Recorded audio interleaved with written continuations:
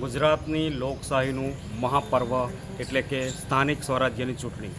સ્થાનિક સ્વરાજ્યની ચૂંટણી વડોદરાના ઇતિહાસની અંદર, ગુજરાતના ઇતિહાસની અંદર પહેલીવાર એકસાથે જિલ્લા પંચાયત, તાલુકા પંચાયત, પાલિકા, નગરપાલિકા અને મહાનગરપાલિકાની ચૂંટણીઓ ચાલતી હોય ત્યારે ખૂબ પ્રચાર પ્રસાર થઈ રહેલો હોય એવામાં જે જનપ્રતિનિધિત્વ છે, જે દિલ્હી સુધી પોતાનો જનતાનો અવોર્ડ લઈ જનારા એવાના એક આણંદના સાંસદ મિતેશભાઈ પટેલ કાલે પોતાનું એક મંતવ્ય આપ્યું, એવો બફાટ કર્યો કે જો આંકલાવ તાલુકા પંચાયતમાં કોંગ્રેસ જીતશે તો હું મારી ગ્રાન્ટ નહીં આપું.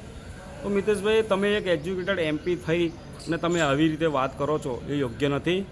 લોકશાહીની અંદર આજે દરેક જન તમને ચૂંટીને લાવતા હોય ત્યારે તમે જે ગ્રાન્ટ ન આપવાની વાત કરી તો જાણે તમે રાજાશાહી છે. રાજ્યનો ખજાનો હોય, તમારો રાજ્યનો પર્સનલ ખજાનો હોય, એમાંથી તમે કંઈક આપવાના હોય.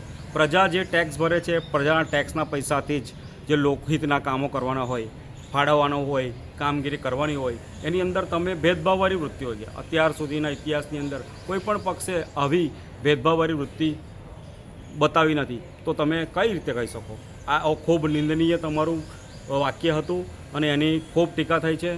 બીજું બાજુ આપણા જે મહિલા અને બાળ વિકાસના મંત્રી શ્રી મનીષાબેન વકીલે પણ આ રીતે વાત કરી. એક તાનાશાહી અને એક ગુમાનભર્યું આ તમારું મંતવ્ય છે. ખરેખર ખોટું કહેવાય. લોકશાહીની અંદર પ્રજા તમને વિશ્વાસની સાથે ચૂંટે છે. હિન્દુત્વના નામે, શ્રી રામના નામે જ્યારે એ ભગવો લહેરાવાની સત્તા પક્ષ આપવાનો તો એના ગુરુમાં તમે એમ બોલી જાઓ કે અમે કોઈને ગ્રાન્ટ નહીં આપીશું. તો એ ગ્રાન્ટ શું છે? એ ગ્રાન્ટ એ તમારી નથી, પ્રજાના કરના પૈસાથી, તમને ટેક્સના પૈસાથી એ ગ્રાન્ટ મળે છે. તમે એક એમપી છો, એમપીનું એક ક્ષેત્ર, એક જિલ્લો આવે, એ જિલ્લાની અંદર દરેક મત વિસ્તાર ક્ષેત્રની અંદર તમને પ્રજાએ ચૂંટ્યા હોય તો ત્યાં તમારી માનસિકતા ભેદભાવવાળી વૃત્તિ થઈ, દ્વેષભાવ વૃત્તિ થઈ કે ત્યાં તમને એવું લાગે કે ત્યાં હું ગ્રાન્ટ નહીં આવું. કેમ? ત્યાંથી તમને વોટ નથી મળ્યા? શું તમને એવી ખાતરી નથી કે ત્યાંથી વોટ નથી મળતા? એટલે ખૂબ આ નિંદનીય બાબત છે. આ રીતે એનું તમારું નિવેદન એ ખૂબ નિંદનીય છે, પાર્ટીને નુકસાન કરે એમ છે અને આ તમારી પાસે આવી અપેક્ષા નથી. ગુજરાતની લોકશાહીમાં જે આ રીતે મોટી વાતો કરતા હોય, વિકાસની વાતો કરતા હોય, એ દ્વેષભાઈઓની વાત ના કરે.